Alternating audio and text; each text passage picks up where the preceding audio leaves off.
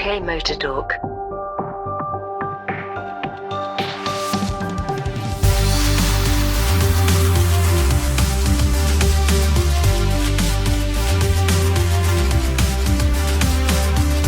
Hello and welcome to another UK Motor Talk special. I'm Mike, hello. I'm Graham, hello. And it's just the two of us today because, Dave, where are you? We're here at Festival of the Unexceptional, the 10th, if you can believe that. It's been running 10 years and it's really quite the jamboree. They've got an extra 1,900 cars this year, I believe, and you can tell because we've had to walk a lot further to take them all in. We've basically almost walked to the back gate and we haven't even seen what's in the concourse yet. But we've been having a wonderful time walking up and down, and one person we bumped into is Steve, who's here with this very interesting 1992 Renault Correct. Clio, is that right? That's correct, yeah. 1992 Renault Clio, so it's a phase one for all the anoraks and boring types like me. Yes, freshly imported from Gay Paris. Very nice, yes. I noticed the steering wheel's on the wrong or the right side, depending on which way you look at it. It's an interesting looking car. It's not one that I remember. I mean, one very distinctive feature of it is it's got white painted steel wheels, which look fantastic against this metallic green. Is it metallic? It looks metallic. It's metallic pine green. Metallic That's right. pine green. Yes, there you go. So I wasn't seeing things, even with sunglasses on. Oh yes, it's glittering. Offered just in the S model, for the S model. I think they put it on lesser models later on, but you know, for the connoisseurs, it's just the S's initially. But yeah, white Evolution 14-inch steel wheels with tiny little hubcaps. They're actually hubcaps in the centre bit. Yeah, I see, that blew your mind. Held on by the nuts. Yes. Well, it's There always you go. there's a joke there somewhere, isn't there? What's particularly special about the S that's made you want to go all the way over there to bring back a 1992 Renault Clio? I don't blame you, but what specially for you has made it important? Partly being an idiot, but the other 50% is that I've always wanted this particular model of car. So I've got brochures that have got this actual car in this colour scheme, and I just always wanted it. Never seen one, apart from maybe about 8 or 9 years ago. I think they're all extinct. So I had to go to the motherland to actually buy one, and I was very lucky because even over there they're mostly gone, mostly rotted away or been pimped up or tried to turn it into a 16 valve or something. This is the most lukewarm hot hatch you could possibly find. It's got its original 1400 carburetted engine because they like to go a bit povo in France, but it's just the fact it's got all these add-on stuff from the 16 valve models, like the rear spoiler and the steering wheel, and it's got those fancy white wheels. It just looks phenomenal. It looks so much better than the actual sport models, and people don't know what I've gone under the hood. It's just a 1400, but yeah, it's a humble little thing, but just absolutely, it's a beautiful little car. We were talking just before we started recording, saying that this is from the era where cars were still interesting. Now they basically seem to be stamping them out of a mould. They're very efficient, too efficient, pretty much soulless. And this era, looking at your Clio, this really hits the spot for me. And when you're saying you really like it and you really wanted it, I know exactly what you're saying because I'm a child of this era too. Yeah. Cars look good, they look fun. This has got a bit of joy to it, I think, and having all the extra little bits tacked on, that's what they did in those days. Makes it way more special, doesn't it? I mean, it's like, why is an old, 1300 Escort so much more coveted when it's got, bonus Popular Plus X on it or whatever? Because it makes it a little bit special, that dealer specialness to it. And yeah, you're right, you don't get that anymore. You don't get that in cut and paste BMWs or Mercedes or whatever, where it's just the one model and that's your lot. You can throw some dealer options into it, but you'll never see them on the outside. Whereas back in the day, you had a nice 1600 Primera with a massive spoiler on the back that did nothing for the car aerodynamically, but you're the one with the spoiler on the back. You've got that extra little bit, and so cars like this just don't exist anymore, and that's the real shame. Which is why I just crave stuff like this. because it's got character, it's got soul. It's not fast, it's not the best handling car, but boy does it look good in the car park next to a load of soulless, 2010, 2020 cars that mean nothing to me now. It's a lovely little car, and you must be very proud of it. I believe you've got form when it comes to French cars, because you've recently been on a bit of a jaunt with a friend of the podcast and my brother Alex, who's just standing over there. Indeed. You headed off to the Netherlands in what? Something slightly different to this, but still French and with the steering wheel. Was it on the right or the left? It's a right-hand drive XM, and I've gone for the Massey Ferguson option. So it's got a 2.1 diesel, and it's matted with the worst automatic you could possibly imagine. But for wafting along the Belgium Autostrasse and all that sort of stuff, it was magnificent. Even though there's no air conditioning. Yes, I remember you saying about that. I said, did the air conditioning not work? And there was, no, it doesn't actually have any. It didn't have it, so it was not an option. But it didn't matter. It's such a magic. I know it's a cliche, I know everyone says it, but the problem is it is actually true. It's such a magic carpet ride on roads like that. Designed for its market. I mean, the French know what they're doing when they make wafty cars, don't they? Oh, big time. I know from experience the XM is just a beautiful thing. I fixed it about a year and a half ago, and I've been daily in it. People think I'm mad, but I've done 12,000 miles in the thing. Through rain and shine, I don't care. Just drive the car, basically. And it hasn't. You know what? I'm jinxing it now, but it hasn't gone wrong. It hasn't, cocked a leg or done anything silly. And it's great. And people think I'm driving around in a museum. It's fantastic. But yeah, that's the fun of driving these cars, is that you just don't see them anymore.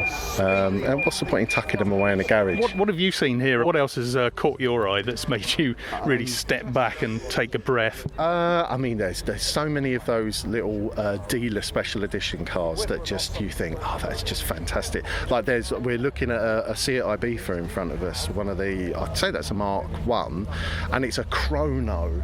I think it's surely that's like a Dutch special edition. It's got to be. You'd never have seen that over here. You probably never would have seen it over there either, because there's probably only like 10 ever made. But the fact it's here at the Festival of the Unexceptional, it's proof of the pudding that these cars are out there and people are saving them and keeping them going, and we get to enjoy fantastic decals on the sides and the back of cars still. And it's come from the other side of the channel. That's, I think, the thing that's really you get from this is a sense of community, and it's not just community here in the UK. I've seen cars from Holland, as we've seen there. There's French registered, Spanish registered. There's a Swiss one over there, German. Yeah, I think when we went to the EM Walhalla event, which is basically the Dutch version of this, I think we all realised that we are all the same. We just maybe don't speak the same language, but in terms of car language, we all talk exactly the same. And it was wonderful to see, and the fact that a lot of these guys and girls that we saw over there are at this event just shows the passion for it, and the fact actually we're all one and the same, and we're dragging each other around into the different events now. So maybe the next one will be a German thing or something, or a French thing, and we could all go to that as one. Wouldn't that be great if we're all one big happy European family? Well, wouldn't that be a wonderful thing in so many ways? Exactly. But let's start with cars and we'll work our way up from there. Steve, it's been an absolute pleasure. Thank you so much for talking to us, and enjoy the rest of the event. Long live the old cars. Now, we're standing by a diminutive red car, which I believe we've all been pronouncing the manufacturer's name wrong. I would have said it was a Perodua, but what is it actually? Well, as of this morning, I've discovered it's Perodua, but then someone else told me it was Perodua because I knew somebody who used to work for the company, and I don't know, actually, no idea. Is it the old Hyundai, if you're American, sort of thing? Basically, it's as long as everyone knows what you're talking about. In fact, not many people do know what you're talking about when it comes to Perodua, because they weren't the most prolific manufacturer, certainly in this country, probably more so in the home country of Malaysia, but not so much here. No, but no one knows what it is, so I don't think it really matters in the UK how you pronounce it. In Malaysia, I'm sure they know how to pronounce it. It's not even got a badge on the back, so anyone coming up to it wouldn't know what it was even if they wanted to. Did it come from the factory like that? Given I think it's the poverty spec model, was a badge an optional extra? I think they were shipped over without anything, and then stuff was fitted at the dealers. So, and I think some had badges and some didn't. I've seen some with one type of badge and in one place, and one with another in another place. And I don't think it's ever had a sticker on it, as far as I can tell. I think it's the original paint. It's looking great. I mean, I know you were telling me you've done some work to this, haven't you? It needed a headlining, if nothing else, didn't it? It was a little bit bare inside. Yeah, it did make a surprising amount of difference, actually. When I bought the car, the person I bought it off apologised the day I went to pick it up that she'd had to pull the headlining out because it started to fail, and I left it like that for a while till I couldn't hear myself think in a rainstorm, and then decided to invest. It was actually quite expensive because I think it was a bit of a fiddly job, but it made a big difference just the way the car looks and feels, which kind of tells you what you need to know about how basic it is. If you can put a headlining in and it transforms the car, that's quite something. And where do you actually get a headlining for a Perodua nipper these days? There can't be that many sitting around on shelves because the company doesn't actually exist in the UK anymore, as far as I'm aware. No, well, you can't just buy them off the shelf. I did a bit of research to find out what they look like, and then concluded that it was just the cheapest material available in any trim shop. And I took it down to be trimmed professionally, and we looked through the catalogue, and I just chose the cheapest, thinnest material because that was what it was that they fitted. Perodua is owned by Daihatsu, I think ultimately Toyota. It's there's an arrangement, and it is a Daihatsu Myra or Kuor. It depends on which market you're in, but it is just one of those stamped out in a factory in Malaysia, and it's so Daihatsu that it's got Daihatsu stamped everywhere on it apart from the steering wheel. The only giveaway as to what it is you have to look at the steering wheel. There's no other identification on it. Well, there's no identification on the back that I'm looking at. I mean, let's just walk around to the front. It's pretty slab-sided, isn't it? It's obviously designed as a city car. It's very few fripperies. It's not even got wheel trims other than the black ones that did you get those printed? You told me the only way you can get these black wheel trims done is to get somebody with the magical printer to knock a few out for you. Yeah, I had to get those printed. It was important to get them done because that was the only thing missing really, apart from the headlining on the car. It's had bare steel wheels, and I thought I'd hit the jackpot. After I got the car, I rung around to try and find as many parts as I could, and somebody told me they got some new old stock hubcaps, and I was so astonished when they arrived that I didn't actually try fitting them. And when I'd had the wheels refurbished, I discovered that they only fit over the rear wheels, not the front, because they got a slightly different shaped hub, and I ended up having to redesign them. And we went through a bit of design work, had to get the micrometer out, and finally commissioned a set of 3D printed wheel trims, which I think are brilliant, but they were not cheap. I can well imagine, but it is great that you can still get these things. You know, these things are becoming available. No, it does finish the car off nicely. It's great. If it's not a stupid question, what made you want to go out and get a Perodua nipper? What is it about this former Daihatsu that made you think I must have one of those? I came to this event last year as a passenger in someone else's car and concluded I needed to have something to bring myself. And I've got a soft spot for pretty crappy cars. It just made me laugh. As far as I was concerned, it was obscure, funny, incredibly rare, and one just happened to pop up for sale after I'd been talking about one before a year ago, and I thought, right, I better buy it. So literally in the space of one toilet visit whilst I was idly scrolling my phone, it appeared on my marketplace algorithm, and before I'd finished on the toilet, I'd agreed to buy it and went to pick it up the next morning, and here we are. And I've it's a bit of an arranged marriage, really. I didn't intend to, but we're growing to love each other as we age.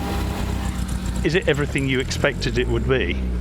I expected it to be crap, and it is, but it's also astonishingly good, and I've developed a real soft spot for it. It just does whatever it's asked to do, and it took me to the Netherlands a couple of months ago for the Dutch equivalent of festival of the Unexceptional called Elkmerk Valhalla, which is an annual event, and didn't bat an eyelid all the way there and back, no problem, several hundred motorway miles. And apart from just being hot because there's no air conditioning, a reminder of a bygone age, burning my skin on the plastic seats in the sun by 10 o'clock in the morning on a very hot day. It was almost unbearable. Those were the days. We remember them well. How would we do without aircon now? You've obviously brought the car and you've enjoyed showing it off to people. Do you get many people coming up and asking A, what it is, or B, saying, I used to have one? That must be the slightly rarer thing to be told. Well, no one's ever told me that they used to own one. I've only ever seen half a dozen of these in my entire life, and that's despite me being a real car nerd. And that's probably why I bought it, because it's so rare. But people always ask what it is. This show, obviously, most people will recognise it because everyone's here to look at crap cars. But you take it to a normal show, it draws a crowd. It's astonishing, actually. And last weekend I went to a show parked next to a fancy BMW and a really high-spec Mustang, and people just make a beeline for this. I put together a bit of a fact sheet which people like reading, but I think it's tiny and it's cute and it appeals across a range. People always want to know about it. It just makes people smile and laugh. So I think that's the appeal for me. It's just a conversation starter. Well, it's the perfect event to bring it to because there's a lot of people walking around with smiles on their faces here. There's a lot of recognition going on. This sort of goes against the trend in that people will have sort of recognised it, but they wouldn't have known what it was. So it's filling in the what the hell is that category, I suppose. Do you have plans for it for the rest of the year or for the years ahead? Are you going to carry on taking it to events, or have you got any more long trips to do now that you know it's capable of long motorway journeys? We're definitely taking it back to the Netherlands next year for EM Valhalla. Again, that's already a definite thing. But any local show that comes up, I'll take the car to it. I think in terms of what I'm going to do to the car, there's a few little jobs here and there, but no, just enjoy it. I sometimes just like bombing around in it for no particular reason. And yeah, just wherever it goes, it attracts attention. So it's just a nice car to take to a show. I've had a couple of sort of other more conventional classics and never get any interest. MG branded cars, people just walk straight past them. People are bored of them. So this is the one, and I'll plan to keep it. I don't think I've kind of made a commitment to it now, and I've certainly spent far more on it than it's actually worth, so I better stick with it for a while. Stood here next to a Citroën BX19 TRS D registration. I'm here with the proud owner, Cameron. We're getting towards the end of the show, but still plenty to see. Have you had a good day? Yeah, I've seen a few interesting cars I haven't seen for a while. Have you seen many Citroëns, more importantly? I've seen there's a diesel over there. There was a Xantia that really caught my eye earlier because the Xantia is the reason why I got my BX. Yeah, tell us a little bit about that. You were telling me your grandfather had one. Yeah, so when I was young, he had this car, and I remember there was a particular day where he parked it up down by the garage, and I remember saying to him, "What does that lever do?" And there's my grandma, there's my granddad there, my sister behind me, and he goes, "It can do this." And he was one of those people that just said, if it ain't broke, don't fix it. Whereas in my mind it was, how does that work? But I was never old enough or able, the only opportunity to actually explore, what does hydromatic mean? What's it do? You hear all the various stories, you see it on TV, but I'm a curious mind. I want to know how it works. And the last day that I was ever in that car was the day that it actually turned out he was getting a brand new car because it was getting a bit old for him, and I think he was about 90 at that point. So he bought a brand spanking new i10, and that was that. He sold that off to someone who kept using it. But the bug for me still kept going, and I went to a Citroën rally, sort of gate crashed a bit in my old Renault 10 that I had, and you're sitting there, you're watching all these various cars with the same hydromatic systems working, and when the Renault 10 just basically got on my nerves because the gearing was appalling. So it was a car that I just lost connection with, so I thought, right, let's find a new home that can do it more justice. I've done all the mechanical work, someone who can do more metal work and body work can make it an absolutely beautiful car. So I sold that on, and I think it took me about 3 weeks, and I just got this bug of, I want a BX. And I think it took me, I saw 2 cars on Car and Classic on the Wednesday, messaged both of them. One was a red estate, which I think was the naturally aspirated one, which someone said to me, you probably want turbo diesel if you want to do anything useful with it. Yeah. And then there was this one, and this one was advertised as having been in dry storage from 2008, and it had been recommissioned, it was ready to drive, so I thought, let's crack on, let's have a look. Went and had a look at it, and to be honest, it was probably the biggest misdescription in history because it had not had the proper recommission work done. In fact, the cam belt hadn't even been done. And you were telling me that when you first saw it and had a look underneath, it was leaking the dreaded LHM fluid. Yeah, that was kind of terrifying, I'm not gonna lie. I was looking at it thinking, there's this stuff everywhere, I can't see where the hell it's coming from. That night I went home and I just binge watched up and down vids on YouTube, and I literally binge watched his YouTube all night, and by the morning I've rung the guy back and just said, right, I feel like I'm happy to take it on, but the only thing is I'm not driving at 100 miles home with a cam belt that could be about to snap. And we agreed that I've managed to get him to understand what the cam belt does and actually how catastrophic it would be if it did go. And he said, well, actually, I've got a friend of mine not far from you, so I tell you what, I'll do it half and half for you and I'll get it transported up to you. Brilliant. So we did that, and I then went about doing the cam belt first thing, because you don't want to, because it would basically be a lump of scrap if that engine cooked itself. And ironically, I did the cam belt and then left the bolt in the top pulley, and the starter motor was stronger than the cam belt. So it ended up knocking out 2 valves, so I then had to take it apart anyway a lot more. But that was probably the best mistake I've ever made. The extra engines suffer from, on the end of the engine where the time belt goes on, the left hand side is where the water channel is for the head, and they typically rot. Mine had to be welded and then skimmed.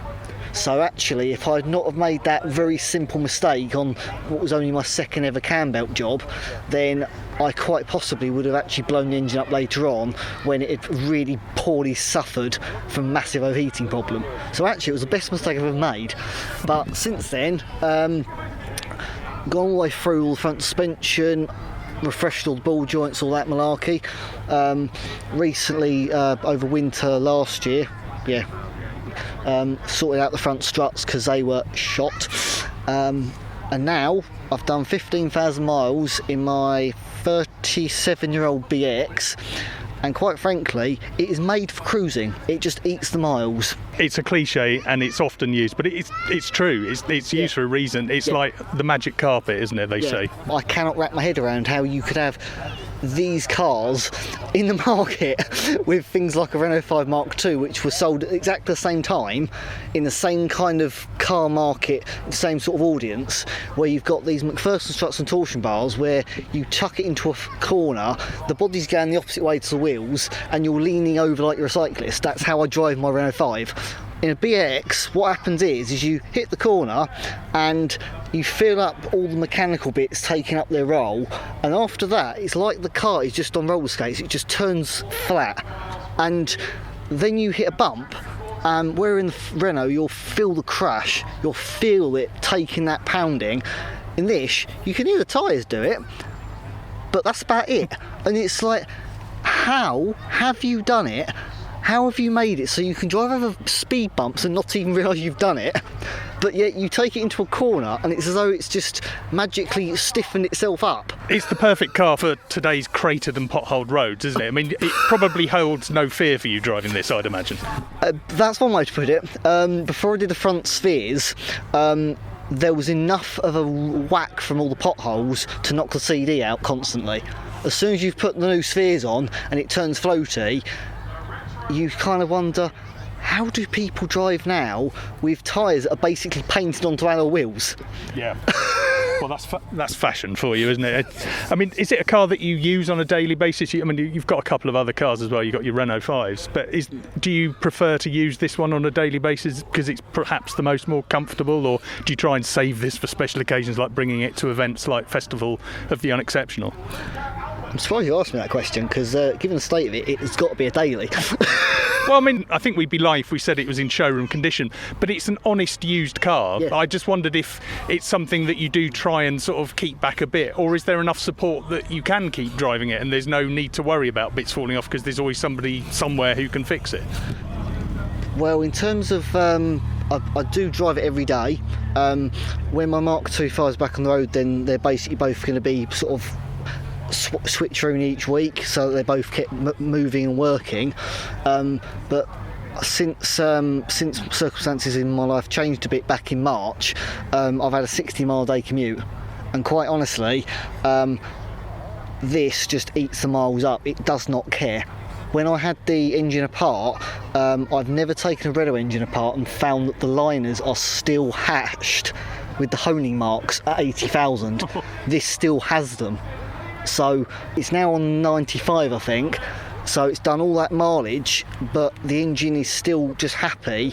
I've gone through it like a typical mechanic would and just been like, right, okay, we'll change that while we're here because it's going to go, otherwise it's 30 odd years old. But actually, in terms of, is it a reliable car? Damn right it is. As long as you look after it, it will keep going, it will look after you. This is just a perfect example of it. Yes, it looks tatty, 100% looks tatty. There's bits on it will need doing, so I would like to get the bodywork looking a bit nicer in the long run. But actually, does it work as a car? Does it comfortable? Damn right it is. Is it riddled with computers? No. That is the best bit about it, because I hate computers. It's a credit to you that it's running, it's being used and loved, and it's still on the road, and it's come here today and it's bringing people a lot of pleasure. So thank you for showing us around. It's a lovely thing to see. I just absolutely love it. I mean, with my Renault 5s, I bought both of them. It had to be that spec, it had to have this, it had to have that. It took me 8 years to find a Mark 1 that was what I was looking for. Yeah. That was an early car. With the BX, I literally went and bought the first one I found. It was the complete opposite. And then the same opposite, my Renault 5s are all base spec with nothing on them electrical. This has got central locking, power windows all round, tilt and slide sunroof. It's about as, in terms of the simplicity side, it's a direct opposite. You've got both ends of the spectrum covered, evidently. Literally. Well, it's great. Thank you very much for showing us. It's been lovely to meet you, Cameron, and hopefully see you again sometime.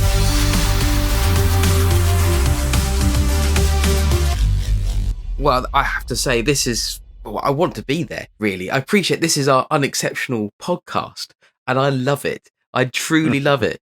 I guess part of the attraction for me is a lot of these cars were around when I was small, because not only is this a festival of beige and British Leylands, as we've said before on this podcast, but there's a bit of a mix of cars that have arrived through the 90s and mid-90s that were on the road when I was a kid that have subsequently just disappeared. And of course, I do drive an unexceptional car. The bizarre thing for me, I mean, going through David's photos, rather nostalgic for me. I know that they were around when you were a kid. I was test driving these things, for newspapers. So many of them I drove in period, but there was some there that were so unexceptional I'd completely forgotten about them. But there were some old favourites there. Some of them were very, very good cars.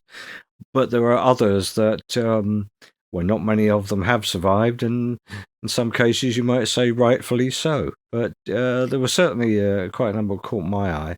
I mean, I had for quite a long time possibly one that would fit very well, which was a beige Nissan Bluebird. Wasn't strictly mine, it was a company car, but vastly entertaining. The dealership, when it went in for servicing, you do go through front disc pads quite quickly.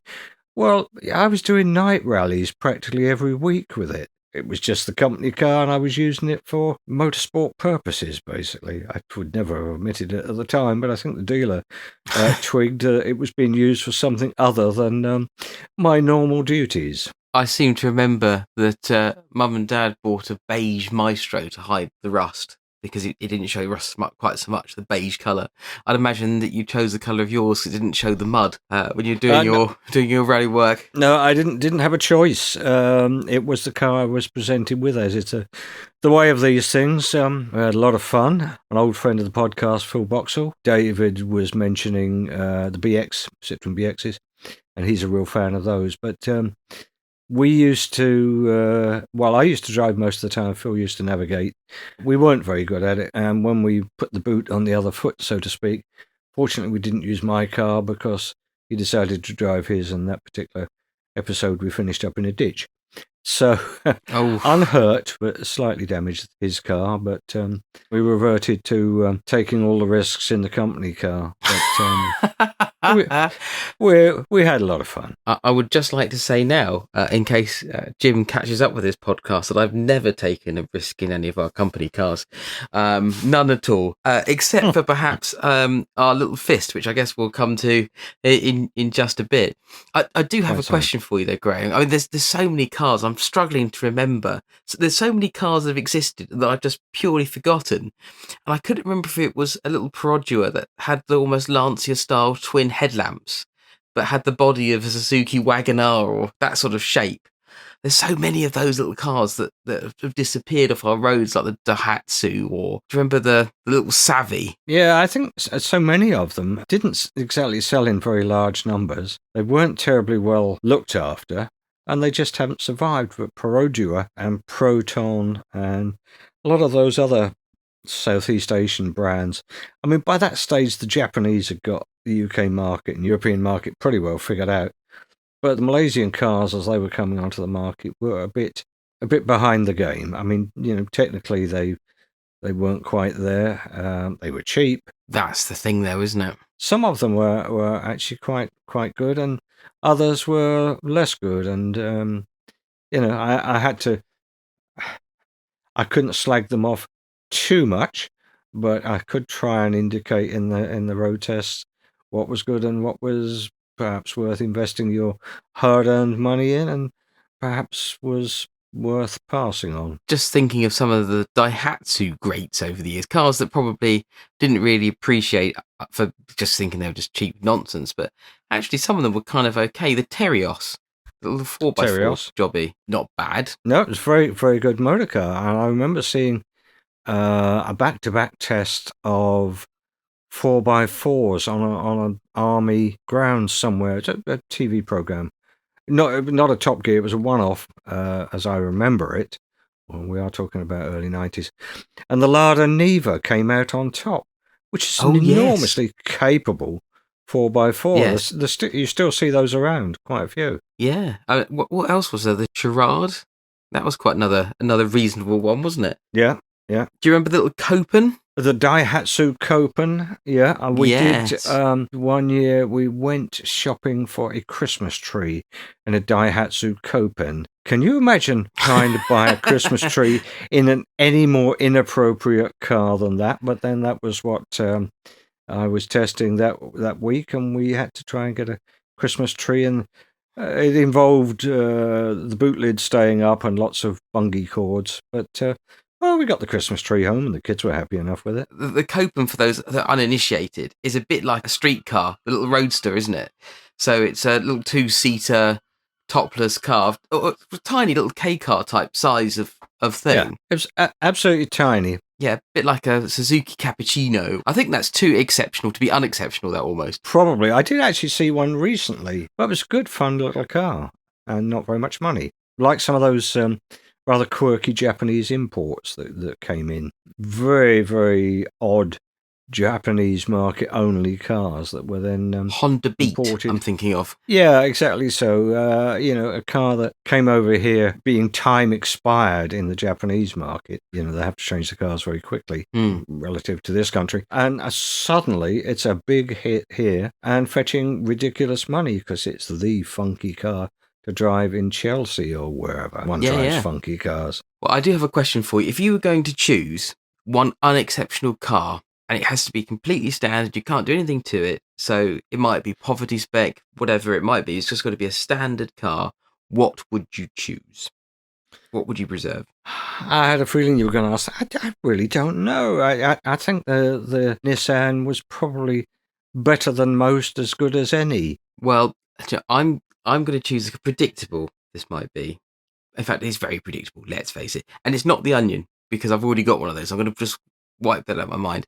If I was going to choose an unexceptional car now, the car that I would probably choose to preserve is 26 years old, the oldest ones. So it's not new, but it's probably feels newer than that. It's the Mark 1 Focus. And it's hard to think of them being that old, but I would probably go for a Mark 1 Focus Gear 1.6. And I probably would have such fripperies as air conditioning and electric windows in the front and rear, because why not? And remote central locking, because you get all of those things. You've just gone from the 19th to the 21st century. You have. Still a car built in the 90s, but a car that felt so far ahead of the Mark 6 Escort that came before it. I remember my granddad had one of the run-out Mark 6 Escort Finesses and then got a Focus on a Y plate. 2001. I remember thinking, this feels like such a different car. For a start, you can't see all the screw heads everywhere. And having owned several Mark 6 Escorts and several Mark 1 Focuses, every time I've bought one, I've jumped into it, driven down the road and thought, why do we make it any more complicated than this? Master electronic ignition, it's got air conditioning. I think probably the only thing you'd really want in today's modern world is to change the head unit out for one that has CarPlay or Android Auto, whatever your flavour is. And then that's pretty much all the car you need as long as the aircon's cold. It does everything you could possibly want. I think going back a little further, one that just springs into the memory banks, or out of the memory banks, was the Farina Austin A60, the Cambridge. I had one of those in London as a family car. It was perfect as a family car. It was a physically quite big car, a fairly good engine. It didn't have much in the way of fripperies on it, but then most of those things didn't then. I mean, even when I had it, it must have been 15 years old, maybe a little, 20 years old probably. So late 60s, early 70s perhaps.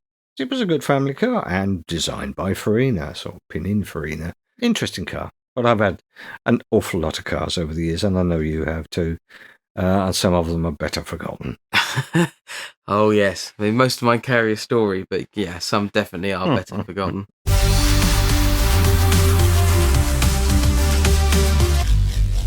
But you were lucky enough to go to the opposite end, as David referred to, the automotive spectrum. You've just had a very interesting weekend at the top end of the automotive spectrum. Yes, indeed. So Jim and I, we found ourselves at Goodwood for the Saywell Supercar Charity Track Day in aid of my University Hospital Sussex in the Fist, which did remarkably well. I couldn't believe that we were invited for a start because it's certainly not a supercar, but apparently it's just interesting enough to be out there amongst the Koenigsegg's, Ferraris, McLarens and groups of Porsches, and certainly would seem to be enough to give passengers a thrill to the extent where people had to put a donation of at least £25 to come out with us and decided that they would put their money to come and do it. And apart from one session, we were full the whole way through. So helped raise money for what is a fantastic cause. And Peter is an incredible man, has a fantastic selection of supercars and shares them with people and raises a huge amount of money for charity. These events regularly raise over £10,000 for charity. So to be part of that was just incredible. So the complete opposite end of the spectrum, but well worth checking out if you're down Goodwood Way, the Peter Saywell Charity Track Days. Just have a look and you will see the Fist complete with its UKMT logos on the doors, hammering its way around the Goodwood circuit. And to me, that seems like a lovely way to end this podcast. All that remains is to say thank you for joining us for our Unexceptional special. Can the two things exist together? And we look forward to speaking to you next time. So from me, Mike, goodbye. And from me, Graham, goodbye. UKMotorTalk, a First Take Media production.